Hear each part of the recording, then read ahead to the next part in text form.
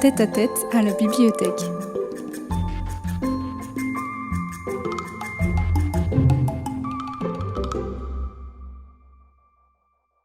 Bonjour à tous et à toutes, bienvenue dans un nouveau podcast à propos de la rénovation de la bibliothèque. Alors aujourd'hui c'est un épisode un peu particulier. Je suis avec Flore qui est à la junior entreprise de l'école du Louvre. Exactement. Donc en fait, la Junior Entreprise, c'est une association qui propose des missions aux étudiants de l'école. Et donc en l'occurrence, c'est Anna qui avait postulé pour réaliser les podcasts et les monter. On a discuté avec l'école et on s'est rendu compte que la seule personne ou les seules personnes avec qui nous n'avions pas encore parlé, c'était les élèves finalement. Nous voilà toutes les deux pour répondre à nos propres questions. Donc notre première question, c'était à propos de notre implication dans la rénovation de la bibliothèque. Alors, on n'a pas été directement impliqués dans la rénovation de la bibliothèque, mais ça va faire 3 mois qu'on interroge des personnes liées à la bibliothèque qui l'ont fréquentée ou qui ont contribué à sa rénovation. Ça commence à nous concerner un petit peu. Et puis en plus, on est élèves, donc la rénovation, on en profite. La bibliothèque, on en profite. Et puis voilà. Et du coup, Anna, ça fait plusieurs semaines qu'on t'entend, mais est-ce que tu peux te présenter? Quel est ton parcours? Eh bien, j'ai fait un bac ES et ensuite j'ai fait une année de double licence anglais-lettres à Orléans.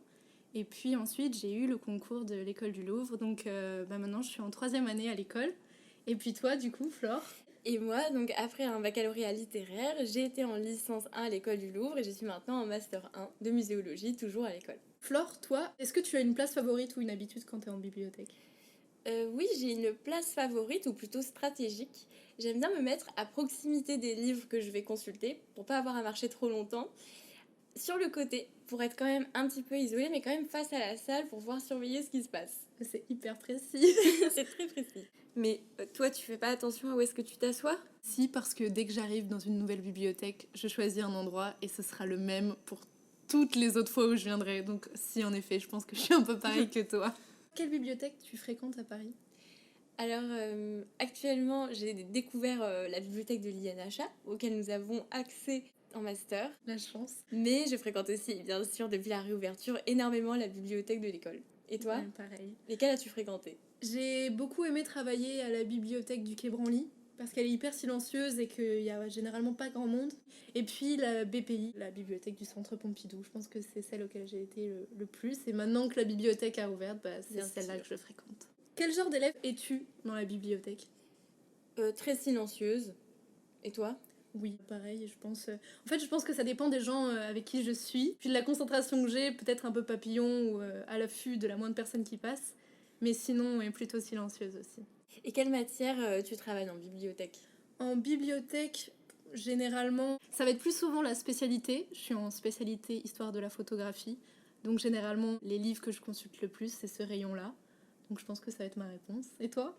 Alors ça évolue au cours du temps, parce que j'ai commencé à aller en bibliothèque pour réviser le baccalauréat.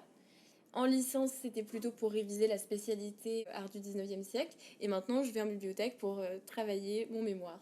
Si tu étais une bibliothèque dans le monde, laquelle serais-tu? Oh bah depuis la rénovation de la bibliothèque, pas besoin d'aller très loin, je serais très contente d'aller travailler sur place. Et toi? J'en ai pris une plutôt historique. C'est la Bodleian Library à Oxford, qui date du début du XVIIe siècle. C'est vraiment l'archétype pour moi de la bibliothèque ancienne, et puis qui est vraiment le centre de connaissances des universités d'Oxford.